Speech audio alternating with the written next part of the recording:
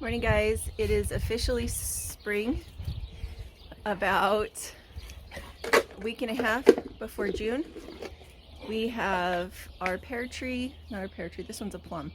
Plum trees blossoming, we have birds singing, dogs racing about, and today my job is to move a whole bunch of mulch so we can set up our watering system. We were able to get mountains and mountains of mulch this last time. Talking to tree cutters in the area every time we saw them, and so we have lots of mulch for the garden. The garden is half the size it usually is, but it's a good experiment in calm and cutting things back to the point where they're easy. So we'll show you how that looks this morning. All right, here's one of our mountains of mulch, and it has sunk quite a bit and it started to get pretty moldy. The fungus and everything built into it. We've got some interesting looking mushroom cultures on top of each of them, and they degrade in shifts almost. When they were brand new, they were putting off a lot of steam, they were putting off a lot of heat.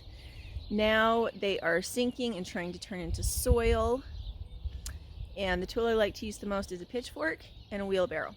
I am debating whether to turn these piles of trimmings into more mulch by renting a wood chipper or breaking them and turning them into kindling for the winter. I think both are good solutions.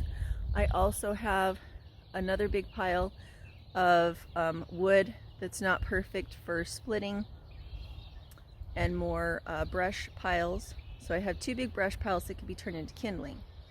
So these are some salvage piles from tree companies that we brought home that are ready to be split. So that's actual firewood for us.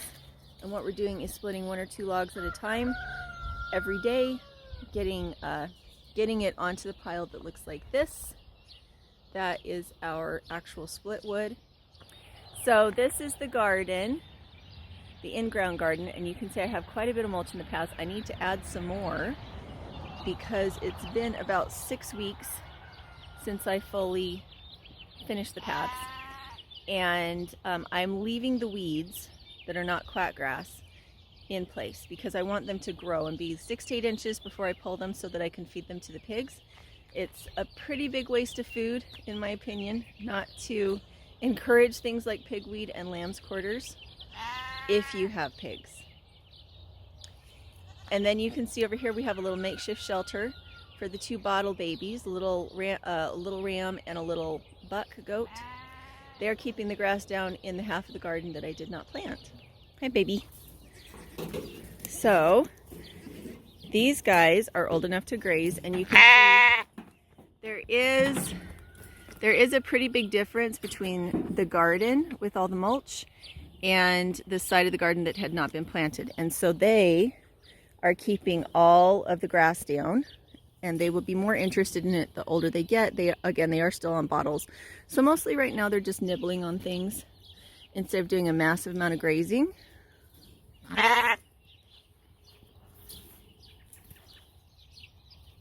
I don't worry too much about weeds out here.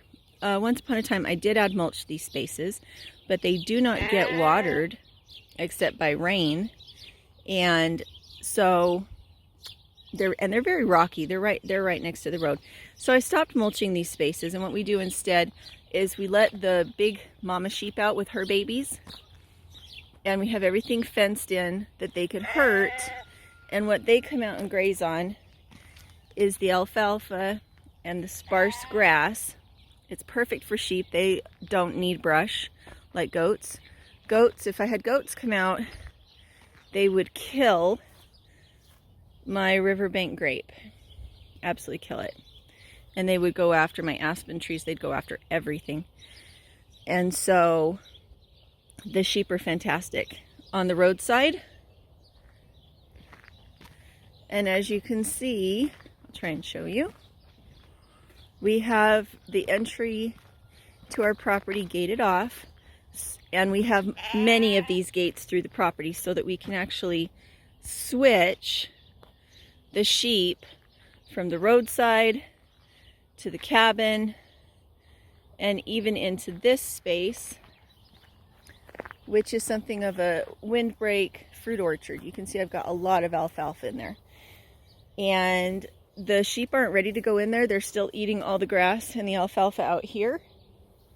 And so I probably need to go into here with my scythe and cut down the alfalfa, lay it down nice so that it'll grow back for them when they are ready to graze in here. So the reason why this looks packed down instead of looking like mulch is because this is where the goats ate all fall, and so we would put the feed along the outside of the fence here. The goats would put their heads through and eat there, and then they'd poop all up and down here, and so there's no weeds. That's how I lasagna garden, is by putting my animals where I want no weeds and allowing them to poop and eat in the same place for an extended period of time. I put wood chips in between the rows as I plant the rows, and you can see they're sunk beds.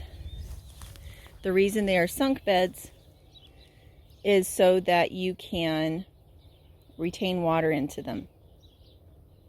We've had a lot of frost this year, and even though I planted frost resistant crops, some of them have been more damaged by the frost than others. You can see those look a little dried out. That's because they actually froze, and I think those might have been some of my beets.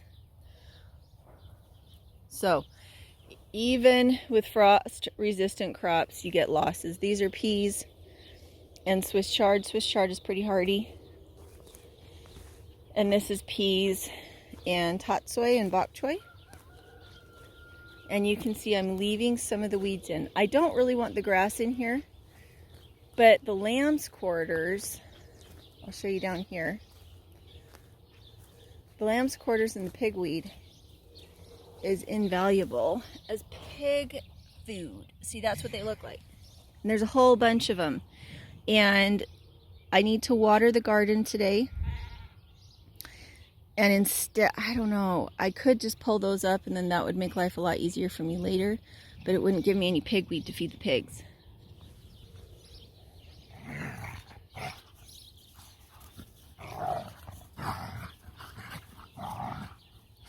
And there's my mama sheep out here to start grazing. Sometimes she needs a little bit of a confidence boost when she's in a new spot.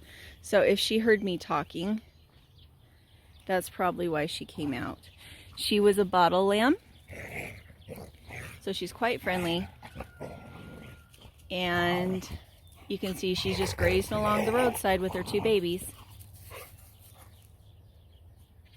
I could let the other lamb out.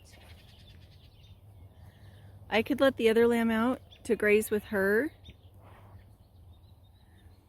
but the little bottle lamb that is a goat really needs company, so we can't leave the bottle lamb alone. Or we can't leave the bottle buck, the little bottle goat, alone.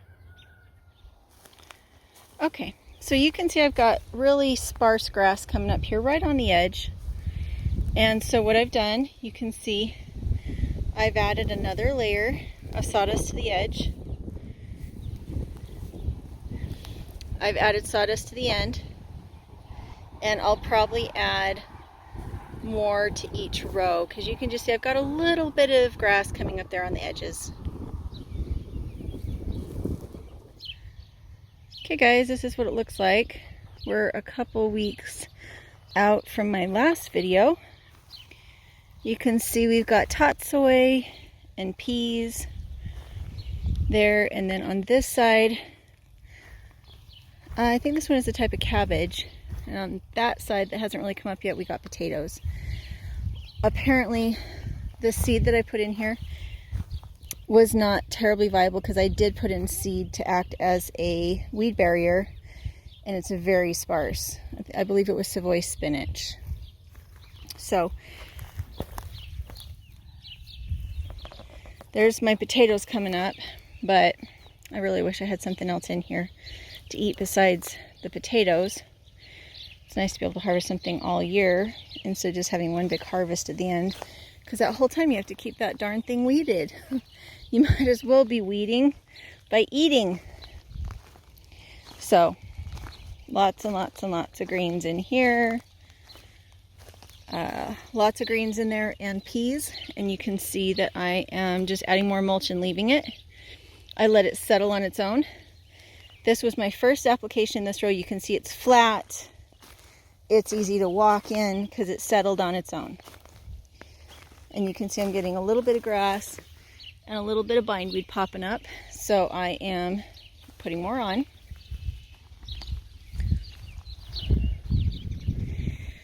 You can see the difference between one that needs to be done and one that I just finished. And this other one over here, I put another application on last week. And so this one has settled a little bit. I'm going to show you how to make a mini greenhouse. You need a pair of scissors and a clean milk jug. You want to have rinsed it nicely. You don't want any residue inside the jug. And then with our scissors, we're going to cut off the bottom. If you like really nice round holes as your anchoring points for your fabric pins, then you can use a hole punch. But if you don't have a hole punch, scissors work. Now, these are perennial cold hardy rosemary from Rain Tree Nursery. And it is too cold for them to go out directly like this. So what I will do with these guys is we will anchor the little mini greenhouse over the top, and then we're going to put a white pillowcase over the top of that, and it'll give it an extra layer of protection. With any of these little greenhouses, you cannot ever leave the lid on. Otherwise it will not vent, and you will cook your plants instead of protecting them. This is what it looks like when you use a hole punch. This is what I store them in, the ones that are cut and the ones that are uncut. And that way they're available right next to the garden bed for use. So this is what it looks like with the pins in. That's what it looks like with just the slit. And that's what it looks like with the paper punch hole.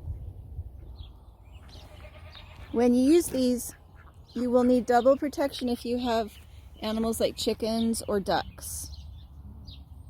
So that's what this little fence is. It's to keep the chickens and the ducks out.